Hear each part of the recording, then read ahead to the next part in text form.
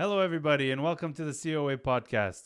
As usual, we are always blessed with very special guests, and I'm not speaking about you. No, I'm just kidding. We're always speaking about Father Anthony. Father, how are you today? Good to see you, Always good to see you, Father. Definitely. And Father brought with him today someone special, George McCary. George is an iconographer.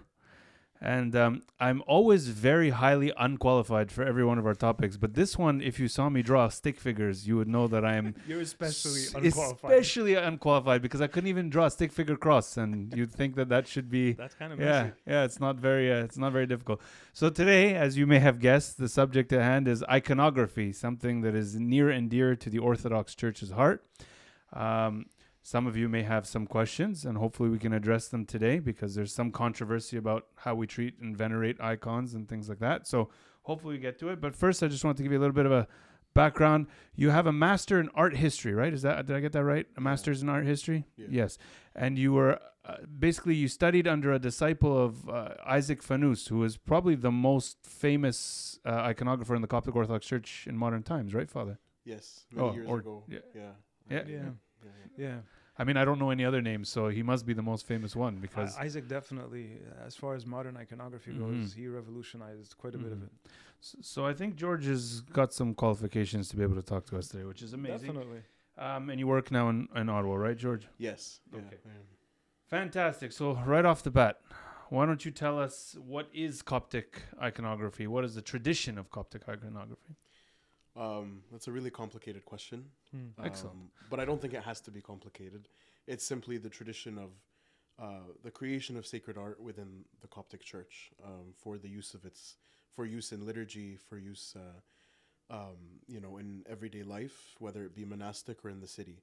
And so throughout history, we have like a very broad and diverse tradition of sacred images being painted, made in different forms, for churches, monasteries, homes, and the Coptic Church is unique in that there's a rich variety in how that tradition has evolved, shaped, changed, over time.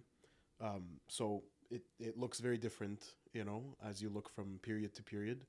But it's just simply the tradition of making sacred art within the church. It's actually interesting because one of the criticisms that sometimes the Coptic Orthodox Church gets is that because our iconography is not as standardized as other churches may have it, they fail sometimes to see that the diversity that exists within Alexandrian depiction of iconography is actually a gift. It's actually a beautiful thing. The fact that there's variety and diversity.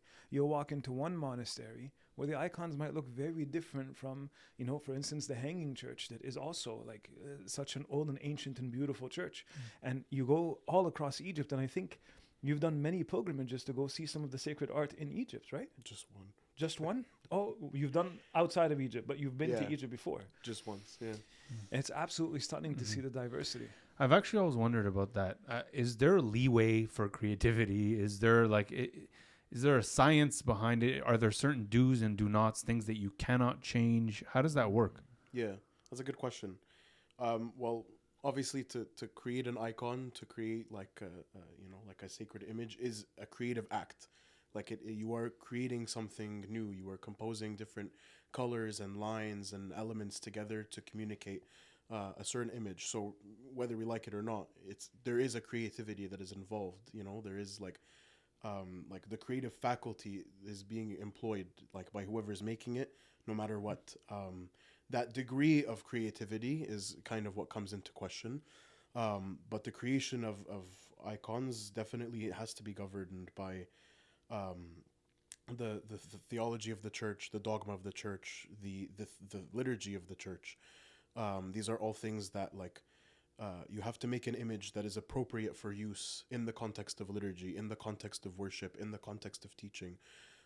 So like the principles of the church that the church has laid down for us are definitely something that has to be studied and known and learned in the process. You can't just kind of create based off of personal interpretation.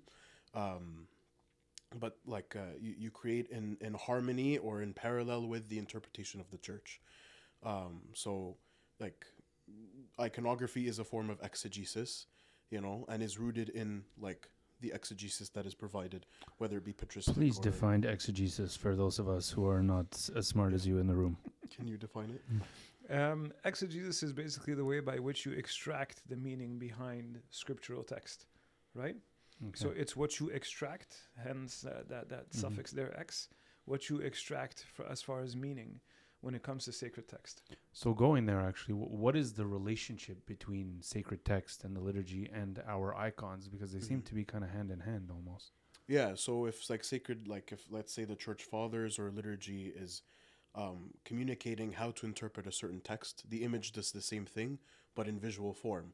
So you're using color, you're using imagery, you're using like the sight, basically, the faculty of sight to communicate and highlight certain things and patterns that appear in the liturgy. So, for example, in the liturgy of the word, when the priest comes out with the censer, we say, "This is Aaron," and he's holding the golden censer, which is the Virgin Mary.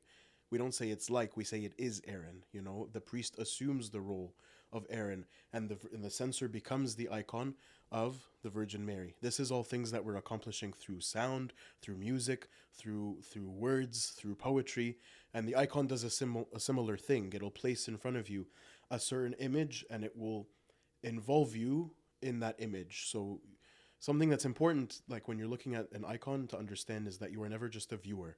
You are never limited just to the role of viewership. You are an active participant. Yeah. You are invited to enter into the icon, to enter into the mystery being communicated by the icon.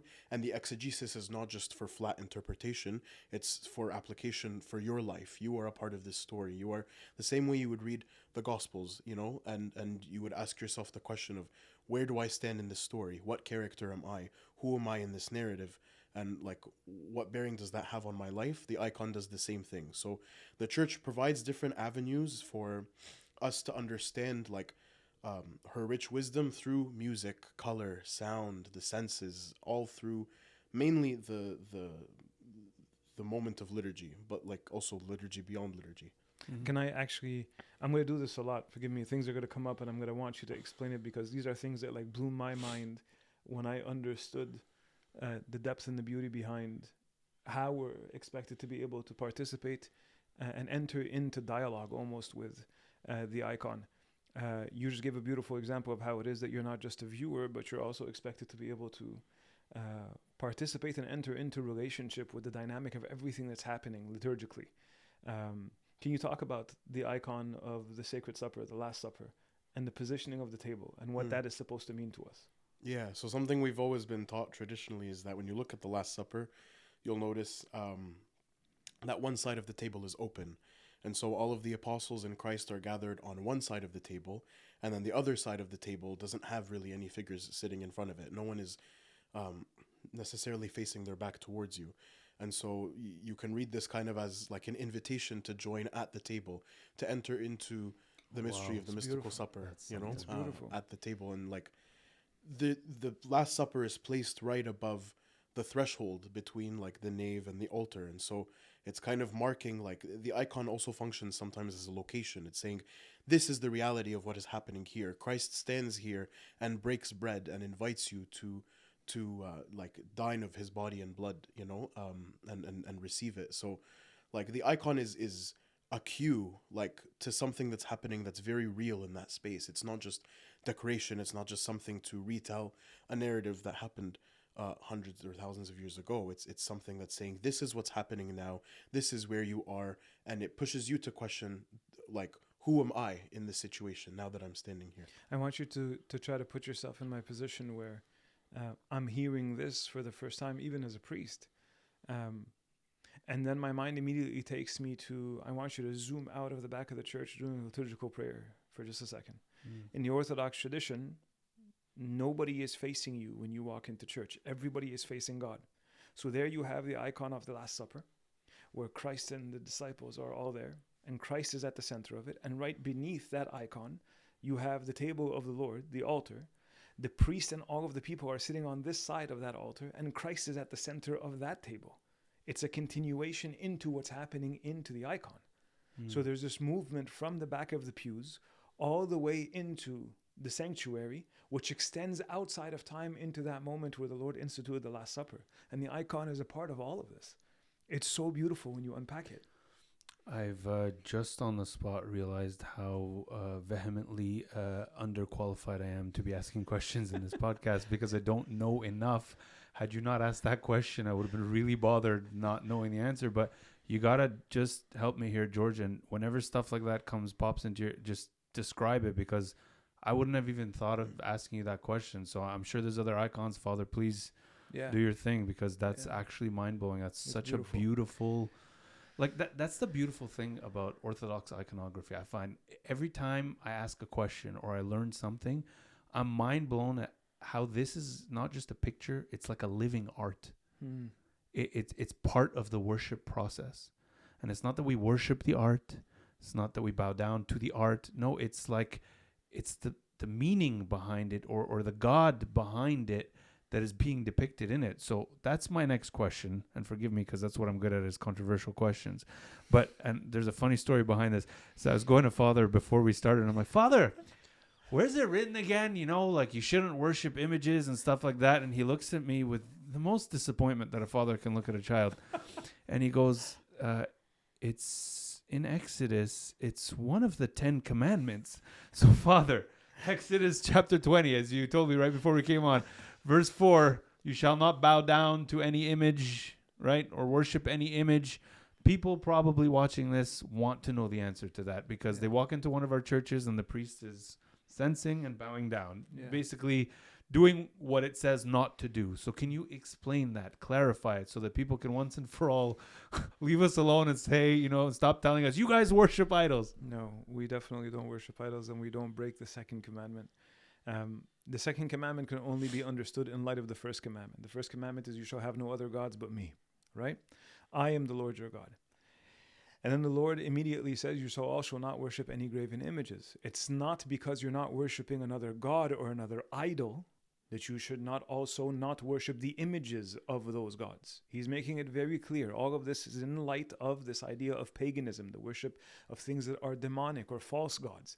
Everything is in light of that. How do we know this to be true? Because in the same book of Exodus, a little bit later, when the Lord is revealing to Moses who are the people who are going to help build the tabernacle, the Lord appoints two very specific people, and you'll have to forgive me. Actually, I had written it down because I knew I'm not going to remember their names, because their names are really special. Bezalel and Oholiab. Two men that the Lord appoints and calls by name, and he tells Moses, I have given them a spirit in order for them to be able to accomplish the artistic work I want in my tabernacle. And here he talks about how it is that they are going to use imagery in the most sacred of places to be able to depict how it is that there is artistic expression even within the reality of worship. And they are two people who are appointed, handpicked by God, given a specific gift where the Spirit of the Lord is on them in order for them to be able to accomplish this. So this idea of you should only have churches that have like blank white walls, nothing on them, no imagery, please read the book of Exodus and tell me how that's the case. Clearly the Lord allows for imagery. Clearly the disciples themselves knew that this was perfectly fine, because, and you can correct me if I'm wrong, traditionally I think there is a belief that says that St. Luke was the first iconographer, if you wish, right? Yeah. And if I'm not mistaken, obviously we know historically that can't be right, because we've been using imagery long before St. Luke, correct? Yeah. Yeah, so actually, like if you really want to backtrack, the first iconographer is God himself. Amen. So you look in the first chapter of Genesis, and God says, let us make man in our image and likeness. And that word for image in Greek is ikon. And so in the first chapter of Genesis, God makes an ikon, and that ikon is man. And so like you can say the first iconographer, the master iconographer, or as some of the fathers even describe him, the master craftsman, the demiurgos, I hope I got that word right. He is like the ultimate iconographer. And we are made in his image, and we are images of God himself. We are icons first and foremost, and so like we should kind of almost even point our attention first to ourselves as icons, and the images that are on the walls of our churches are reminders of that, you know, Yes. like Yes. reminders of our role and our calling. Because even those icons were sometimes were accused of, offering worship to the saint that is depicted in the icon, whether it be the Holy Theotokos, Saint Mary, or Saint George or Saint Anthony or whoever it is. We forget that they were living icons before we ever painted their picture. Yeah. Right? They were already icons of the living God. They were told, we see the Lord reflected in you. We see his glory reflected in you. This is why St. Paul is capable of talking about this idea of being surrounded by what? A cloud of witnesses. And witnesses are those who shine brightly and reflect the image of God back on earth. So again, this is so important because you ask an important question. There is no breaking of the second commandment. There is a very clear historical tradition that exists even among the Jews, carried on among Christians, that there is sacred imagery and there is nothing wrong with that. And because Christians specifically believe in a God who entered into our reality and took on flesh, became perfectly human just as we are, then he also is worthy of being carried out in that artistic expression and being depicted. It's because we believe in the incarnation that we can go ahead and have an icon of our Lord Jesus Christ. So can you address, Father, then the part about the bowing and the kissing of the icon? Yeah, there is a very long tradition among many different cultures that one of the ways that you show reverence and honor is through the act of greeting with a bow and the kissing of the hand. Okay, and you see this among many different traditions, especially in the Middle East. You will see this even among those who are elders. The elder of the city, all of the children will come and they will greet the elder in that way, by either bowing down or even the kissing of the hand. In the case of iconography, this is one of the ways that we honor and show respect to the person depicted. We're not worshiping the person. And this is such an overrated example, but it's important because people do it all the time. People take pictures of their grandchildren and then they save it to their phone. And when a grandparent opens their phone and on their background is their grandchildren and they look at the picture and they smile, and a grandmother just in that moment is so overjoyed to see a picture of her granddaughter and she kisses her screen. Nobody in their right mind is going to say, what's wrong with you? Are you foolish? You're kissing pixels? Why are you kissing pixels? Worshipping iPhone. They don't understand the concept of relationship. Relationship is one that where I see the image of the one I love. The love that I am expressing is directed towards the person, not the object that carries the image. Does that make sense? Yes, very much so. George, the whole concept of we don't draw icons, we write them, because this is a thing that I was corrected about a few times, once by an elder of a monastery who was giving us a tour about like the ancient art, and he was very adamant about this is a written icon. So explain that concept to us when you write an icon. So we don't write icons, we actually use paint. And this whole writing thing comes kind of from like a mistranslation of the graphos part in Greek. Graphos is interchangeable with like to paint, to write, to like instrument, to create, So from that translation, there's this meditation that like icons are like something that can be read, and you can read an image in a way text can be read. But that does not mean that you must refer to icons as something that is written. In fact, I argue against it because there's something very important about the fact that we use paint, that we use matter, that we use like tangible material. The icon in and of itself is a declaration of the incarnation. It declares the incarnation to you. The icon is incarnational. So you see a person in the image in front of you and they are an incarnation of the life of Christ, the being of Christ, the mind of Christ. And it's a calling for you to do the same, but also Christ himself takes flesh. He takes like physical matter. And so like, this is not like that is a big part of the creation of the image itself. The image is a physical object depicting someone who became flesh and became man for our sake, and invites us also to embody him and become an icon of Christ incarnate in everything that we do, everything that we say, everything that we are, our entire being. The icon is a call for imitation. It's a call to imitate him who is the first creator. So by that means, is iconography art in itself, or how do you differentiate? Absolutely. Art, like is something that we are called to offer to God. So, like, again, we are given this like faculty of creativity. We are given this ability to create something new, in a pale imitation of Him who is the ultimate creator.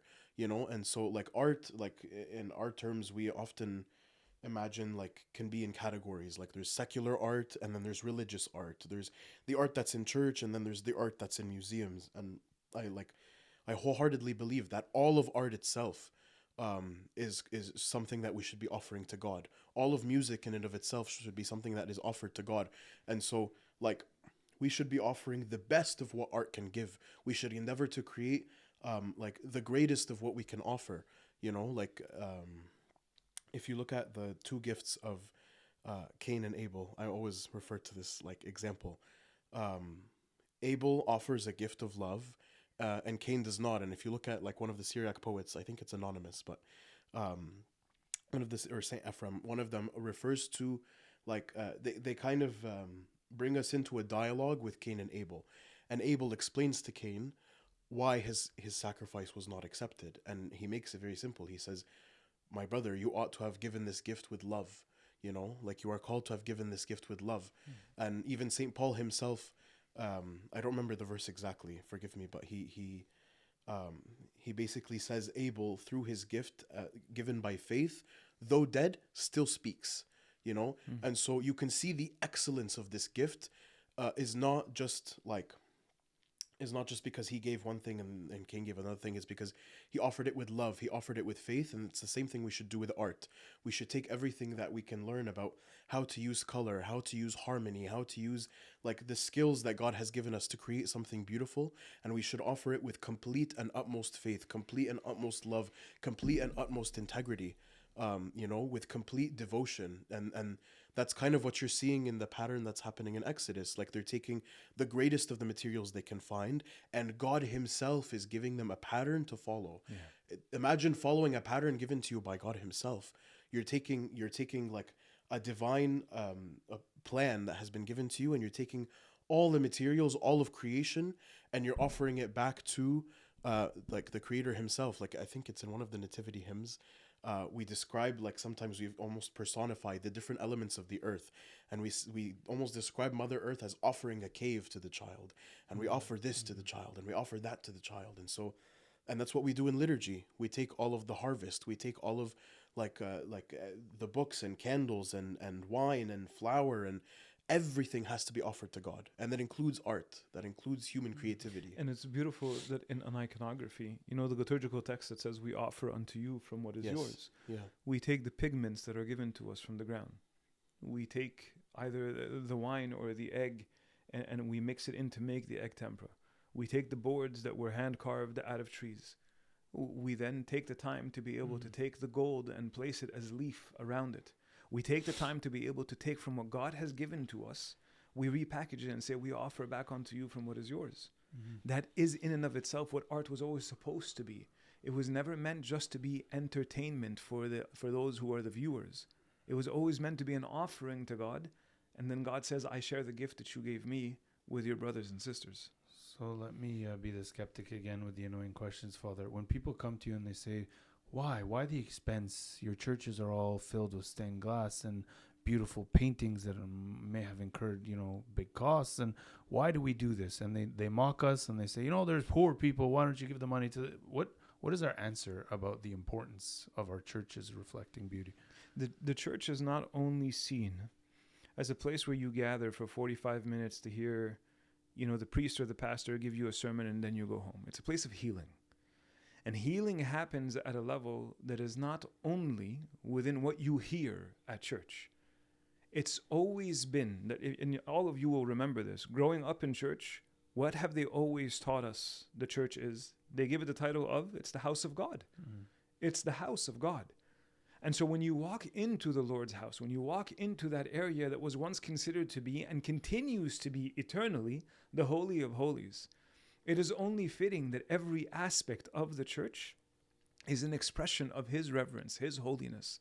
And so when you want to be able to offer that honor to God, if you do it effectively and properly, it becomes a place of healing for everyone. It involves all of the senses. When you walk in and your eyes are immediately brought to the attention of the vibrant colors and the gold that is set on like the icons that are there. And then immediately you are brought to go to the back and to be able to light a candle and use your hands involved in this act of lighting the candle. And then you can use that same hand to be able to greet the saints who are your brothers and sisters in heaven. And then immediately, as soon as you walk in, you're overwhelmed with this feeling of the smell of the incense. So you're immediately taken into this place where like this smells holy. And so all of your senses are involved until ultimately God grants you the gift of not only using all of those senses, oh, of course, and then you hear the hymnology, you hear the chants, you get to participate by sharing in your voice and singing along with them.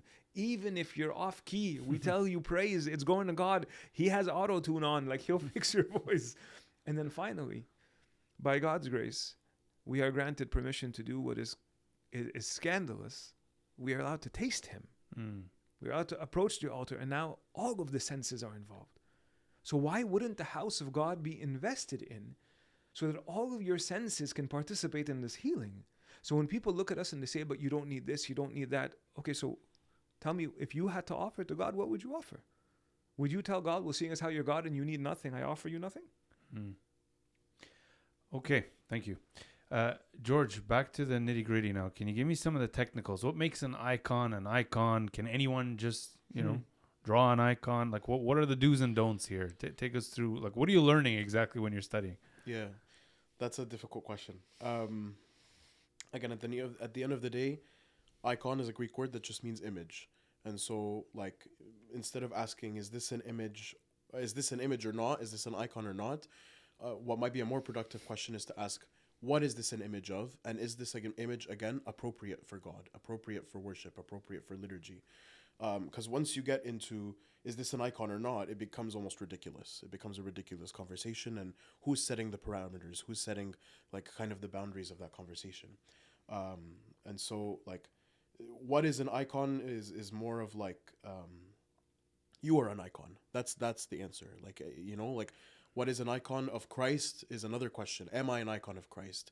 Am I a reflection of who he is? Am I a reflection of his life, and everything that he has given us a pattern of?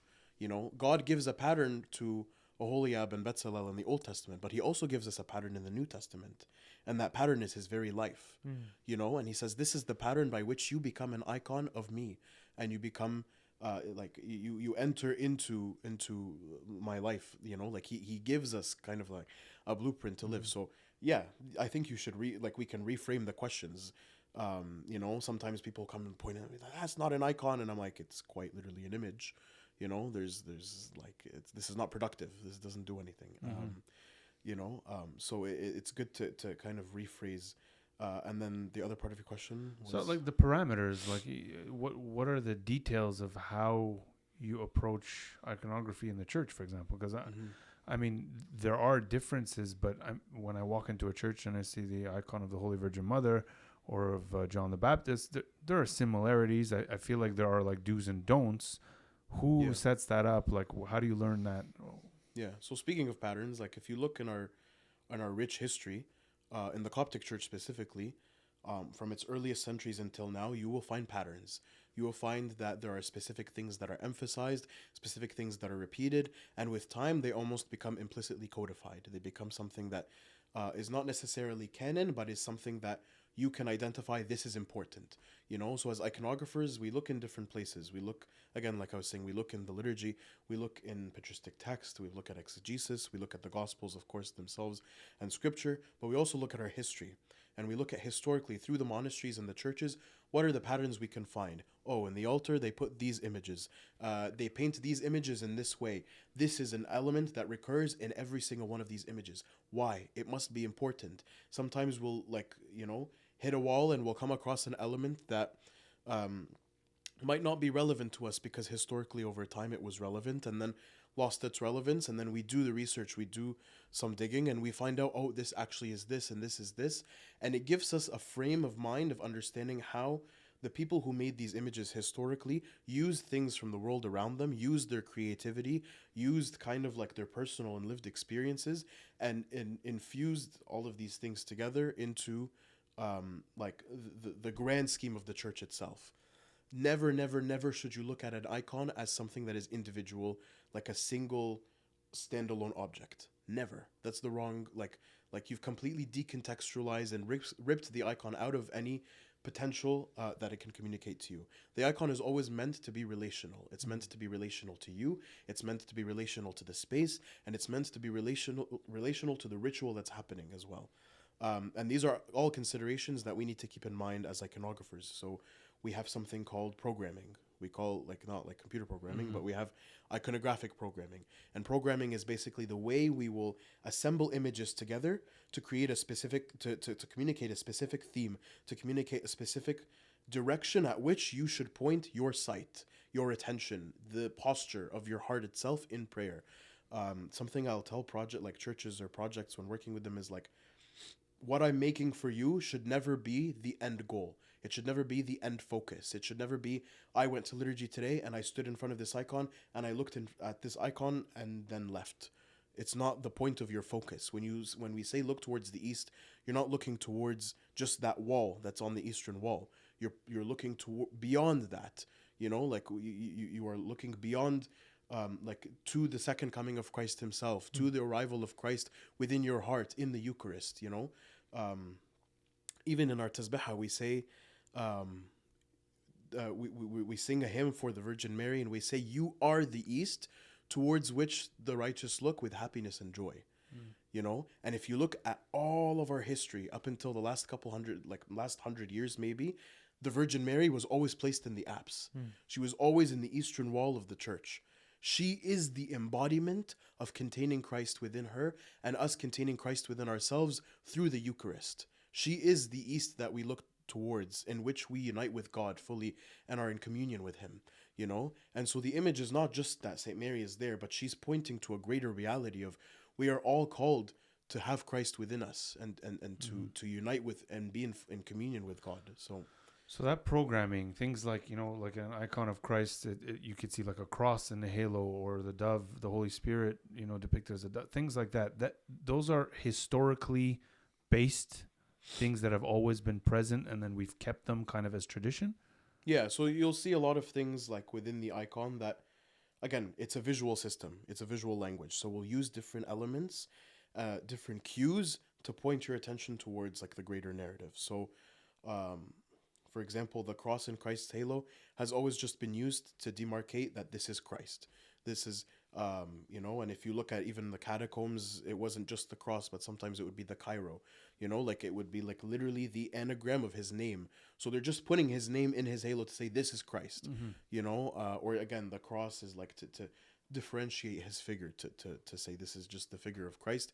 It's a visual system. It's the same way, like we use emojis, we use on this like stop signs and street signs, and there's like a hand signal, there's like a pedestrian walking. We see these images and we piece together that a certain thing is being communicated. So so for example, like Judas always like shadowed a bit darker and in the corner of the Last Supper. This is again things that are just recurrent in history.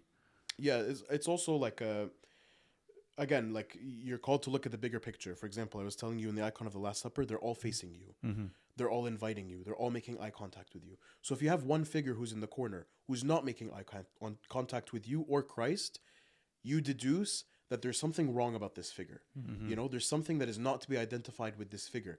And you can see from the posture, you don't even need the color. You don't even need all you need is the fact that he's not necessarily facing Christ to understand there's some disconnect here. And again, the same way you can ask questions when you're reading like the Gospels and you ask, who am I, like what character am I in this scenario? You can ask the same question when you're looking at the Last Supper. Am I disposed toward, am I facing Christ? Am I looking at his face? Am I in communication with him? Can we talk about demarking points real quick? Yeah, sure. Because I like the question of programming. And these are just all things that I find fascinating. Yeah, me too. That's why I'm taking opportunity to get the end. I'm going to geek out for just a second, okay? So we talked about the cross and the halo of Christ. We talked about the Cairo and the catacombs. I'm going to ask you, I'm going to rapid fire just a few questions, okay? How do you know that it's the Holy Virgin Mother of Theotokos? What's the demarking programming? She has Christ in her arms. You can know her from her name. So the inscription is a really big part of the icon. You'll notice in icons the name is always inscribed. It's not just for educational purposes. Like you'll notice that even scripturally, the name carries huge importance. You know, a name is the means by which someone is addressed. So when you say someone's name, you acknowledge their existence. God brings things into existence by naming them. God gives Adam authority by giving him the ability to name things in the garden. Right. You know, so the name is something very important. Even when a person is transformed into a completely new being, like Jacob, he becomes renamed into Israel. And Israel is to wrestle with God. And so his entire being becomes that wrestling with God as expressed through the name. So the name is a really important thing, and is pointing to, like, not just, oh, this is Saint Mary, but also when you are in the act of inscribing that name into the icon, you are almost like acknowledging them. You're saying this is like the Virgin Mary, and she's, you know, in this context or in this scene or in relation to this thing. It's not just text, actually. Even just again, like, let's take words out. Let's take conversation out. Just the act of seeing, looking at someone. I'm speaking to you right now, and I'm looking at your eyes. And then I'm going to look at your eyes, and now I've addressed you. You know? Even if I stopped speaking, for example, I'm addressing you. And then I'm addressing you. So this is something that's happening without me saying anything, just by the direction at which I point my eyes. I've started a conversation. I've acknowledged you. I am now entering into a communion with you, non-verbally, and then I will begin. And if you look at the Gospels, so many instances, I'm almost tempted to say most of them, in which Christ has an encounter with someone, you'll notice that it actually says Christ looked at him and loved him. Christ saw him. Christ looked at them. Christ whatever. And it always says that. And it's such a small detail that we overlook. And it's like, why would they write that? Obviously, he looked at them. But the authors of the Gospels have always, like, made it clear before he engages with a person, before he encounters them, before he, like, enters into relationship with them, he looks at them. Right. You know, and we have this language of, like, the face in the Psalms, like don't turn away your face from me, show me your face, I love your face, like, and sometimes it almost sounds weird. It's like, okay, like, what about the face? You know, even in our hymns, like, your face. The face is the establishment of communion. It is establishment of relationship, conversation. I've now entered into like harmony with this person, you know? So, like, again, these are all things that are implicit and we overlook it, but you'll notice in the icons, they're confrontational. They look at you. They make direct eye contact with you. They call you to something. They call you to action. You know, the martyr will look at you eye to eye and will call you to witness. In what ways can I witness? Martyria is Greek for witness, you know? So maybe it's not necessarily through bloodshed, but how in my everyday life can I be a witness to God in everything that I do? The same with the ascetic, the same with, like, the child martyrs, the old every single demographic is shown and they make eye contact with you, Right. you know? And sorry, I went on a bit of a, like, No, sidetrack. it's there, all but good. yeah. It's all good. Yeah. For the Holy Virgin Mother, Mhm. talk to us about the 3 stars. Yeah, so, like, again, we've always been told, like, this is, like, represents her virginity before, during, and after the birth of Christ. So how will you know if you have a picture, for instance, of an icon of the myrrh bearers? Yes, How will you know which one is the Holy Virgin Mother? you'll know from the 3 stars, you know, and that's Have you ever something noticed that's No. She'll always have a star on both of her shoulders and one on the Her head, forehead yeah. over her veil. It's consistent. Always. That's incredible. It's a demarking point. Mhm. One of the 12 disciples oftentimes will have scruffy hair. Yeah, I guess who? Which one is that? This is super interesting. Which one? Andrew, Why? because he's the disciple of John the Baptist. Oh, wow. And he was a wild man. That's crazy. Isn't that beautiful? That's beautiful. There's All right, keep going connections. through them. All right, geek out all you want. This It's- is Yeah. good. So actually, I want to debunk, like, there's this misunderstanding that in Coptic iconography, every face looks the same, and it's because it looks like the face of Christ. No, it was poorly painted. So the reality is actually that each of these figures that we're painting do have personalities. They do have traits. They do have characteristics. And if you look through historically, like the development of the way these people are being depicted, there is massive consistency. And the idea was that you would be able to walk into a church and without even seeing the name, you say, oh, the guy with the short curly beard and the short curly hair is Peter. The one with the scruffy hair is Andrew. The one with the 3 stars is the Virgin Mary. The one with this kind of color shawl is Saint Anthony, and so forth. There is a system that is developed, and again, we are not all called to be the same. Every single one of us is called to be a unique expression of the love of God, to be a unique expression of how sainthood can be manifest in every single one of us. We're not all called to conform into some mold that's like copy paste and whatever. That's not how it works, you know. Is there like a written book somewhere about these Codex? Yeah. how do you learn about this? Someone wants to learn about iconography, or like how do I sit and I want to read about what I'm looking at? Yeah. A great starting point, I think a great book that I would recommend is Beauty, Spirit, Matter by Aidan Hart. It's a great book. And he covers so gracefully and so beautifully so much of what is like essential to understanding how to kind of read the icon and understand. Like he has other books as well where he kind of explores the history of the different feasts, like the different festal icons. He's a great author with these things, so I highly recommend him.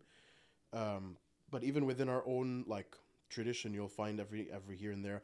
I just recently, like a few months ago, came across Saint Jacob of Sarug. He has these homilies on each day of creation. He has a homily in each day of creation, and on the 6th day he has like a homily where he kind of explores image and likeness and what it means for God to be like the craftsman who designs men. And so there's different approaches. Like if you want to understand kind of image and likeness, you'll find such like a rich treasury in our church fathers. If you want to explore the technicalities of paint and color, there's like tons of manuals of different iconographers who explore how to use materials, how to use paints. And if you want to understand the theology, I think the starting point for that is the liturgy itself. Yeah. You know? What I'm detecting here, George, is that I think you should write a book. It started here, okay? It started here. Absolutely. Yeah. Once you become New York Times bestseller, Yeah. we'll thank Paul. Yeah. But I think someone needs to put a Coptic Orthodox iconography book somewhere on a shelf so we can learn. Tell me, what about what is contained in the church in terms of the different icons? Because in the church that we have, there's a few that are not the normal ones you see. And we have a lot of visitors that come. They're like, who put these? I've never seen it, and they're beautiful ones. But for one, Melchizedek, with the sacrifices of Abraham, that's one of them. Yeah. What did I say wrong? I You said didn't say something wrong. anything Okay. wrong. You're about to have your mind blown. Okay. We need to talk about Melchizedek. Okay. There's several Old Testament ones that we have in our church that are absolutely stunning, and people come, they're like, "Well, I've never seen this in any church," and we tell them how our father, God rest his soul, saintly man, Father Arsenius, had like a real love for iconography, and he put these icons that I didn't see anywhere in this church. But like, one, where did he get it from? But two, how, like, who decides, or like, what is the norm and what is not the norm? Yeah. So actually, Abuna Arsenius is digging into like a very well-established tradition in the church of, again, programming. So the thing Abuna Arsenius is doing is he's programming, in collaboration with the iconographer, a certain arrangement of icons that points to a reality that is manifest in the space itself. So in this context, if you look at the monasteries and if you look in the sanctuaries, you'll always find the imagery of, for example, the sacrifice of Isaac. You'll find Melchizedek and Abraham. You'll find the vision of Isaiah. You'll find all of these things are Old Testament types of the Eucharist. And so, like, you have, like... the 3 saintly youth, too, I believe, right? Because 3 saintly youth. With Christ in the fire, because that's one of the ones we have among the ones you just mentioned as well. But yeah. it's... Yeah, but it won't necessarily... So 3 saintly youth won't necessarily be in the altar. So the way this works is, like, they're relating whatever is actually happening physically in the altar to the walls. Okay. And so it's saying here, like... a greater than Isaac is being offered on this altar. You know, here a greater than Melchizedek is offering the Wow. bread and wine. Here, like, you know, all of the and we can continue from this pattern. So you can put Noah, you can put Abel, you can put sometimes I've even seen what's her name, Jephthah's daughter. You know, like there's very specific like things that are being put, and then you have the 24 priests sometimes in the dome above the altar itself, and then you go into the nave. So for example, in some of the churches you'll find that the horsemen like St. George, St. Mercurius, are all put by the door, and so they act and function as the guardians of the church, you know. I was even just talking to a lady after a servants meeting a couple weeks ago, and she was pointing out to me, she's like, I just noticed while I was leaving church one day that like there's like these icons that are put like on the balcony, like along the balcony, and the one in the middle is Moses parting the Red Sea, you know, and Moses parting the Red Sea kind of creates this path in the middle, and it's put right above kind of the pathway from the door to the altar, you know. And she kind of had like this eureka moment, and she's like, that's me. I'm the one who's walking on dry land, you know. And like to me, I walked into the church and the pews are the sea that split, and I walked on dry land, and the altar was at the end of it, and the altar is the promised land. And I'm like looking at Tanta, and I'm like, go off, like this is amazing. Like yeah, exactly, you know. And So sorry. So what Yeah. Father Arsenius was doing, these were historically present in churches. Like, 1000%. Wow. Absolutely. Yeah. You see, when you consider the fact that once upon a time, every inch of the church was covered. Mhm. Every inch. No white walls. Okay? You still see this in some of the more ancient churches, and definitely some of the more ancient monasteries. Meaning what? There's no walls. There's an extension into like eternity. Mm. So if you walk into a sanctuary and there's Melchizedek, and there is Abraham, and there is Isaac, and all of them are standing with you around the altar, and they're saying what? We were all pointing to what's happening right here. We were all not even being fully aware. The curtain wasn't fully pulled back, but all of us participated in the mystery that you're about to participate in. So iconography it can't simply be limited to find a guy who I can give a picture to and has the artistic skill to be able to reproduce it. That's you're missing the point of iconography. It's not just me aesthetically making the church appealing. If you divorce it from its function and its role and its programming, you're really missing out. That would be the equivalent of me giving a diamond ring to a girl that I wanna marry, I wanna propose to. She tosses the ring, but she's in love with how nice the velvet box is. Like you're keeping the shell. What about the actual gift? There's so much there. Go back. You gotta write a book, George. You gotta write a book. So tell me, how has iconography evolved throughout history? Like, have things changed a lot? Are there certain things that we're not allowed to change? Like, how does that work? It's evolved in the same way like everything else that it's in relation to has evolved. So the architecture of the church, the hymns of the church, the you know, like the shape of the church, all of these things have also evolved, and it kind of follows the shape of the people that are using it. But have they though? Like, we've kept pretty constant in a lot of those things, no? You'll find a lot of diversity. You'll find a lot of uniqueness. You'll find a lot of changes, and those changes don't mean that there's a breaking of tradition. It means that there's a life in tradition. So tradition doesn't mean that something is static, something that does not move. Tradition is something that is animated by our life with God himself. That's right. You know, and tradition is not like a rigid set of rules of we have to have this here and we have to have this there. It's like more of like we have to be the icon because that is what is passed down to us, is to be the icon, you know. And so like you'll find that like again, this is where creativity comes in. You know, an artist might choose to include, for example, there's a half dome in one of the like the monastery of the Syrians, Deir Surian, in Egypt, where it's the scene of the Annunciation. Flanked on either side, like on either side of Mary and Gabriel, are 4 prophets. And those prophets are holding their scrolls, and they're in the same space, in the same room in which Archangel Gabriel is visiting the Virgin Mary and announcing the good news to her. And each one holds his scroll, and he announces with Gabriel the good news to us who stand down and we look up. And Gabriel is not just announcing the news to the Virgin Mary, she's announcing the news to us who stand in the sanctuary. Hail to you, full of grace. The Lord is with you. The Lord is in you.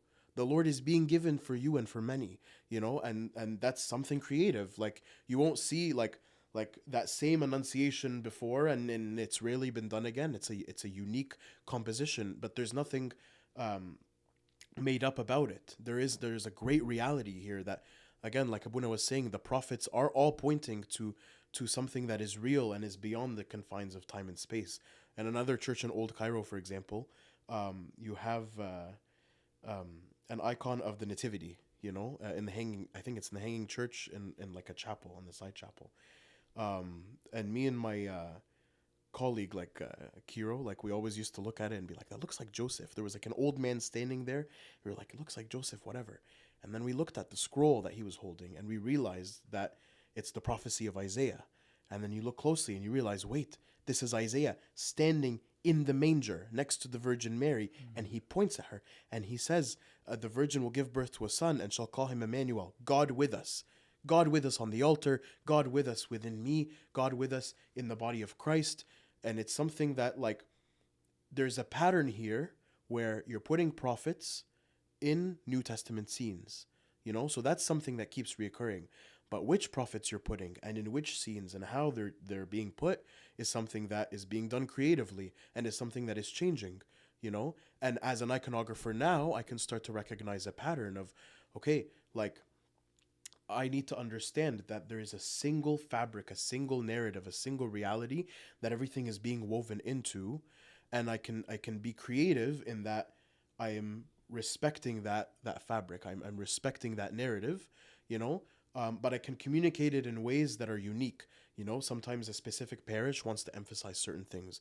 They want to emphasize evangelism. They want to emphasize mission. They want to emphasize something that is like core to their values as a body that is moving, you know, together.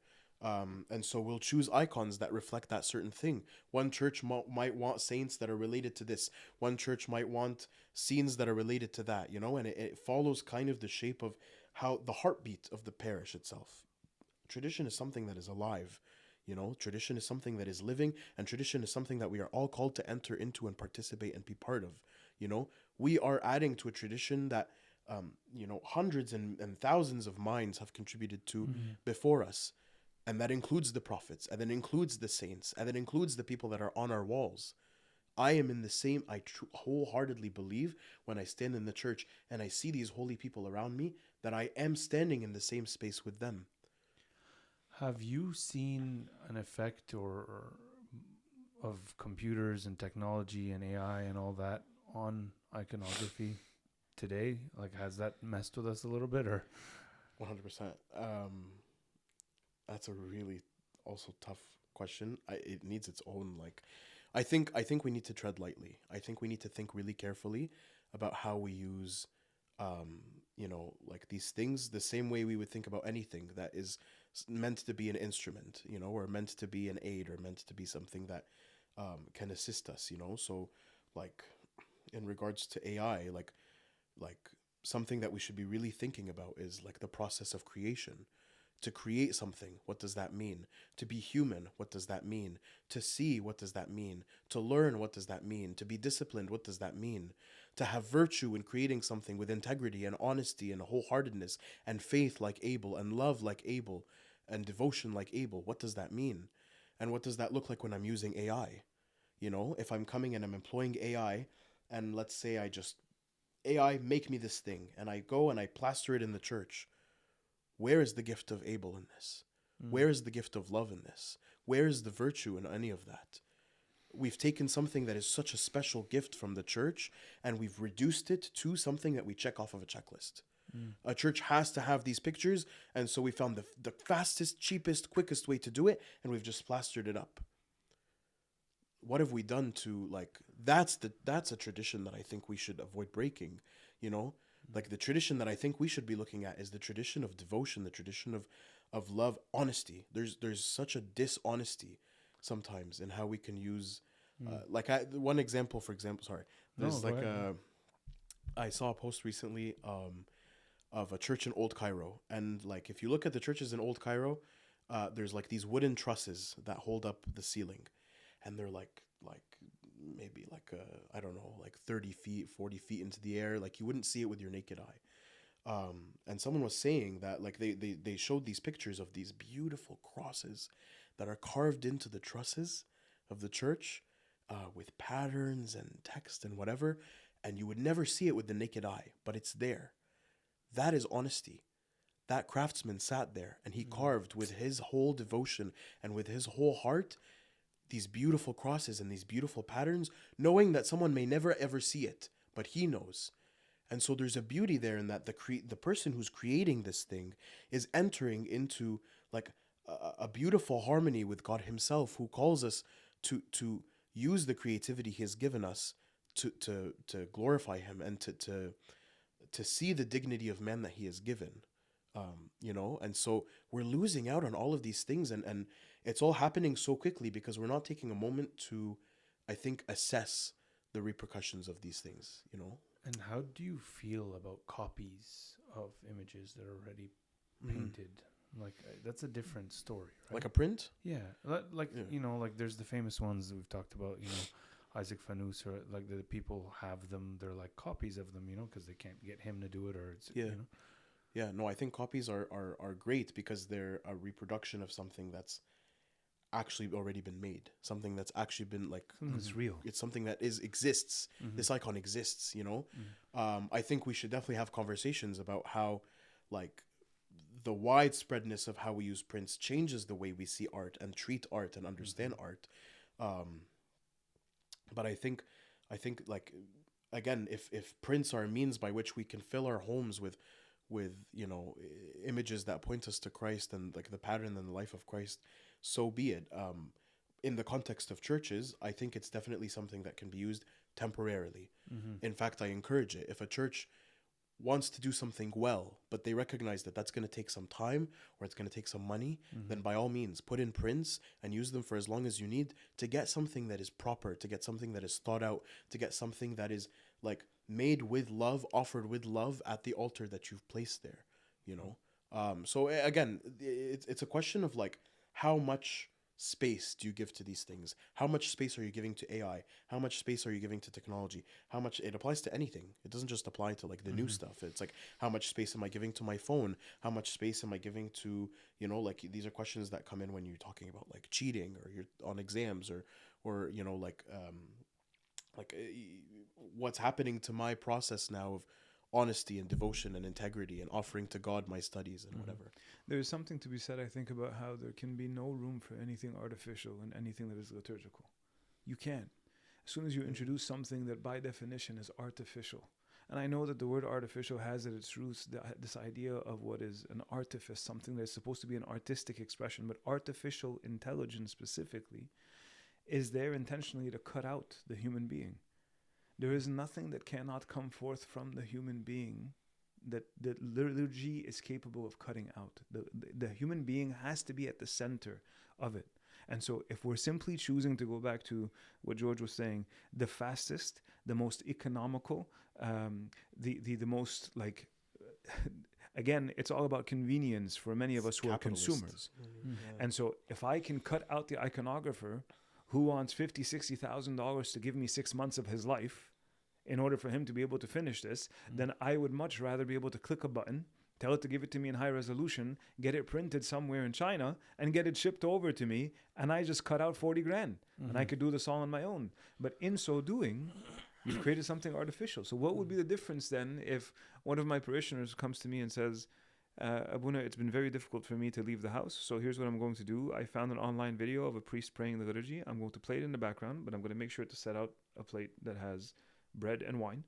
I'm going to play it in the background, and as it plays, it's the same words. It was done for real. I mean, obviously, that is like, that was a real priest. That was an ordained priest. Those responses were by deacons. I played it, and once they're done at the right moment, I'm going to commune. You can't do that. You can't create a setting that is completely artificial and then suggest that the power that God has given these very specific things, whether it be the art or the elements involved in the mysteries or even the holy orders of the priesthood, you can't cut them out and try to find things that are more convenient. To do so is to eliminate the very natural process that God has put forth in revealing the mysteries of what it is that we do. Yeah. Other than the fact that we're cutting out, I mean, liturgy is the work of the people, right? That's quite literally what You're it means. cutting out the people. You're cutting out the people. Like we've all come together. Look at singing even.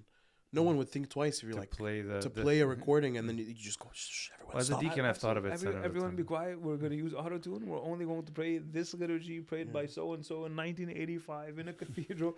Everybody else be quiet. We're going to enjoy today. Yeah, I mean, why is it important that we sing? Why is it important that we use our voices? Why is it important that the whole congregation use their diaphragms, use their mouths, use their beings when they sing, even if they sing poorly, if they sing well, but we all sing together. It's the same idea, you know, like Before we wrap up and ask you the final questions, are there any other like hidden gems that you can both think of that you can just, you know, rapid fire them for us now in icons so that people who are listening could look for them? Because now I'm like fascinated to run to church and go see. Can what I share find. two that are some of my favorites? Please. I know that like George is he's also at the forefront of this movement of wanting to be able to say like there is room for us to be able to allow for greater expression of the Spirit by allowing to push boundaries a little bit, and especially in the artistic form.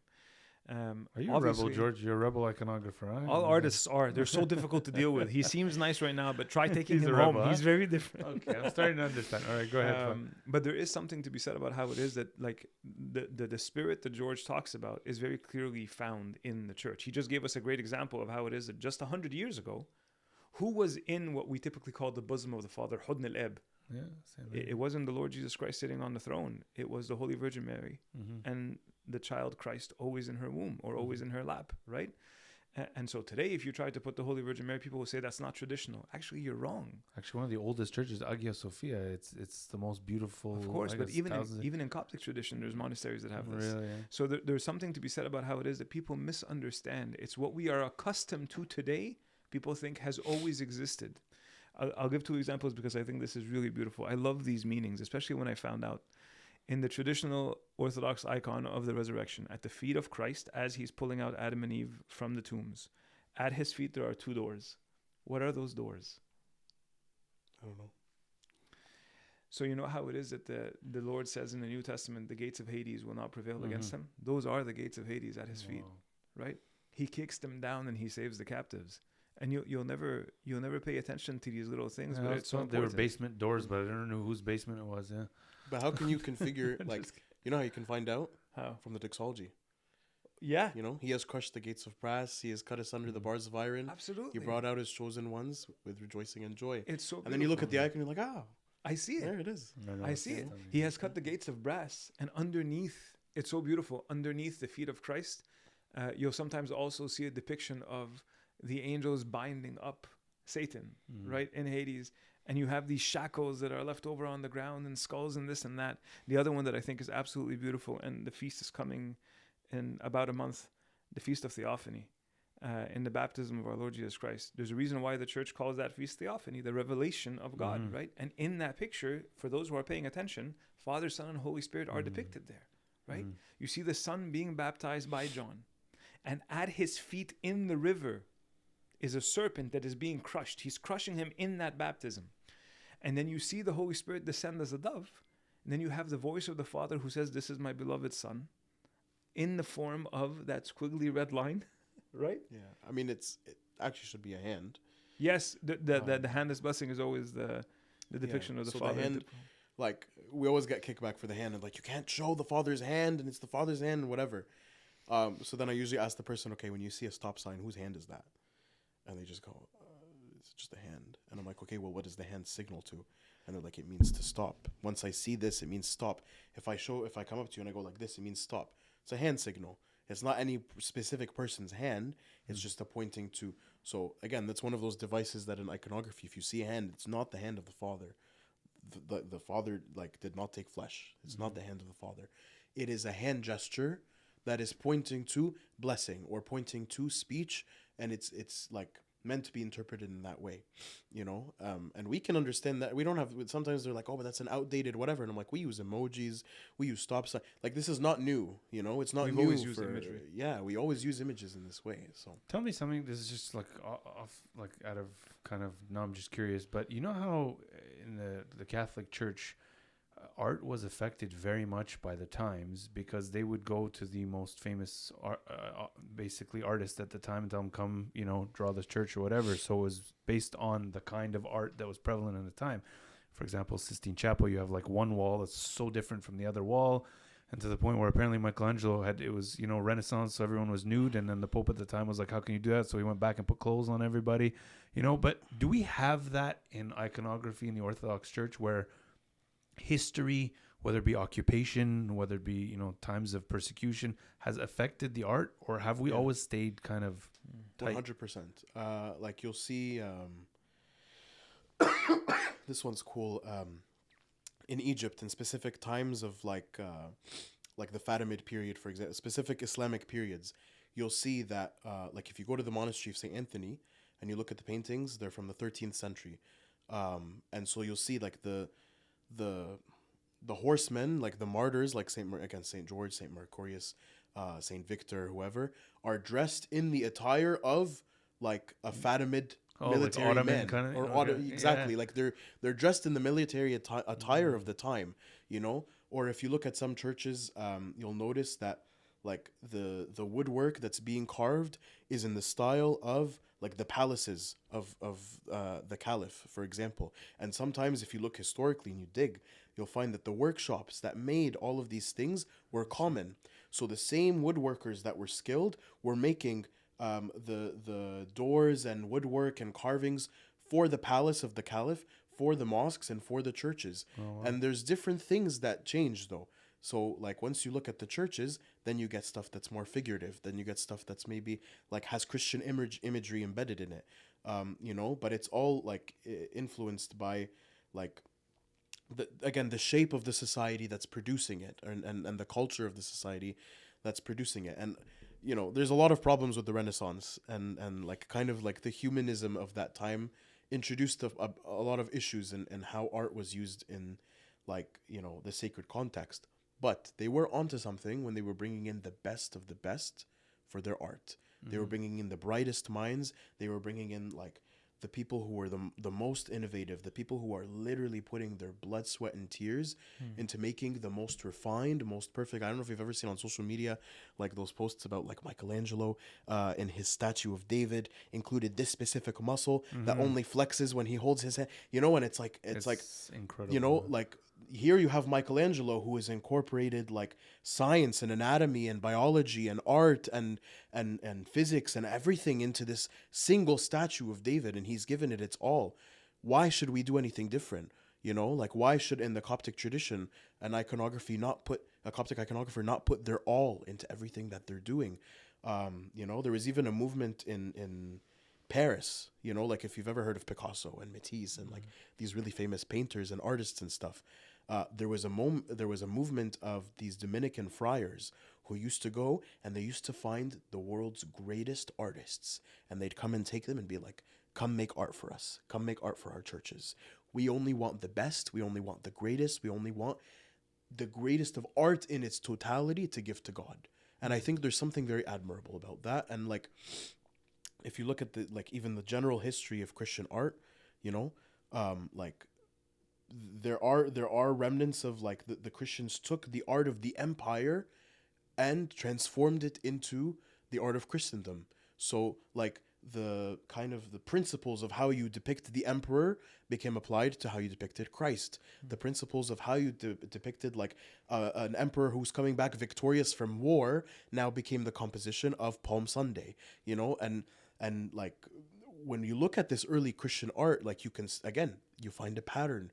You find that people are taking the honor that is devoted to the emperor, the honor that is devoted to the imperial court, the honor that is devoted to the greatest of things is now being devoted and put into art itself, and there's a universality to that beyond just the confines of the Coptic Church. Within Christian art as a whole, that is the movement, that is the pattern, and that is something that we should, like, as Coptic iconographers, I'm called to look at Christian art in all of its entirety, to look at all of the movement of minds and lived experiences and genius and whatever, and to look at all of that and to understand like what is appropriate for liturgy, what is appropriate for the Coptic liturgy, as a human being, as a human being, what is the best that I can give, you know? Okay, so to wrap up, one question for both of you. What do you think people should use icons for in their day-to-day lives, in their homes, in their prayer? What part does that have in their life? You want to go first? No, go for it. Okay. I have a quote from Saint Maria of Paris. Can I read it? Yeah. She's an incredible saint. And there's something that she wrote in her memoirs. Sorry, say the name again because I think it may have been muffled. Oh, sorry. Saint Maria of Paris. Saint Maria of Paris. She actually like dies in a concentration camp. So she's like I highly recommend looking into her story. It's very intense. And what's cool about some of these modern saints is we have like their memoirs and their journals and their writings and stuff. So she's written something that I've really loved, and I think it communicates well how we should perceive like what the icon is calling us to do and how we should use it. So she says, if someone turns with his spiritual world to the spiritual world of another person, he encounters an awesome and inspiring mystery.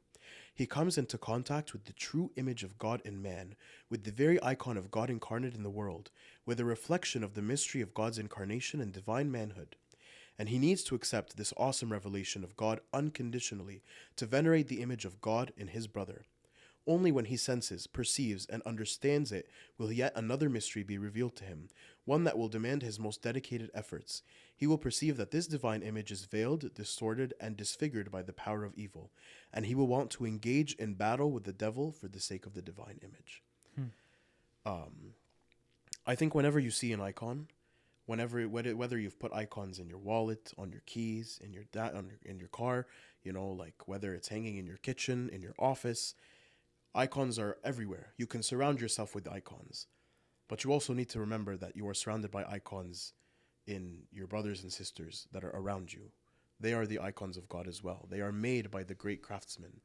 They are not made by God. Everyone is made by God, you know? Everyone has the image of God in them. And so, like, the icon, again, is calling you to something. It's calling you to action. You should use it as a prompt for action. You should use it as a prompt for prayer. There was someone who was telling me, like, a successful use of an icon is when you can stand in front of it and close your eyes. You know? You're not caught up in the details of wearing this and this color and this whatever, but you can close your eyes and you can enter into the deeper reality that the icon is just a signal to. The icon is to be used for communion. Communion with God, communion with your neighbor, communion with the body of Christ.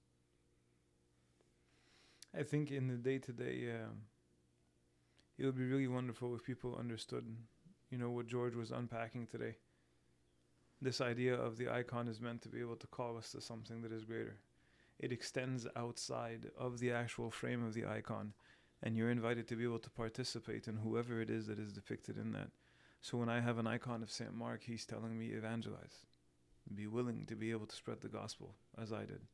When I stand in front of an icon of St. Anthony, he's telling me consecrate yourself the way I have consecrated myself. The Holy Mother is inviting me to say yes to God the same way that she said yes to God. Christ himself is inviting me to be able to be among those that he liberates from Hades, that he dies for at Golgotha, to stand next to John and the Holy Mother at the cross. He's inviting me to do all of those things. So if I do have an opportunity to be able to create for myself a prayer corner in my room, so just me and the kingdom of God that encounter each other whenever I go to pray. Icons are not something that we put up in museums, and churches are expected to be treated as museums. Icons are something that allow us to be able to participate in the divine, even in our own homes. If you can have a prayer corner and have an icon, or 2 or 3 or 100, that are calling you to action, holding you accountable, then you've understood the meaning of icon. Usually on your beautiful notes, I like to end it, but I'd like to this time end it on a story of myself that's going to ruin everything you just said. No, I'm just kidding. You've already done that, by the way. I do it all the time, but it's quite funny, so I thought I'd share it anyways. And I think my brother and my nieces and nephews might get a kick out of this. But when my brother got his first car, brand new car, okay, my brother's like the good brother in the family, you know. I'm like the failure. He's the good brother, you know. and the proper Christian, you know. And he got his new car, and everyone was so like, you know, in love with his car at church. You know, his friends, everyone was like amazing. And one day, I walk in, and it was no longer a car, but it was a sanctuary, because he glued icons everywhere, pictures, small icons everywhere. And I don't mean like one or two. I'm like 30. Like, you couldn't see the speed because it was like around the odometer. Your gas was kind of hidden because of, you know, Philopatir Mercurius on one side. You had like St. Anthony hiding your oil. You know, it was everywhere, okay? And all of us who love the car were like, what are you doing? You've ruined everything, right? Lo and behold, you know, 5-10 years later, whose first car does that become? My brother's 10 years older than me about. It becomes my first car.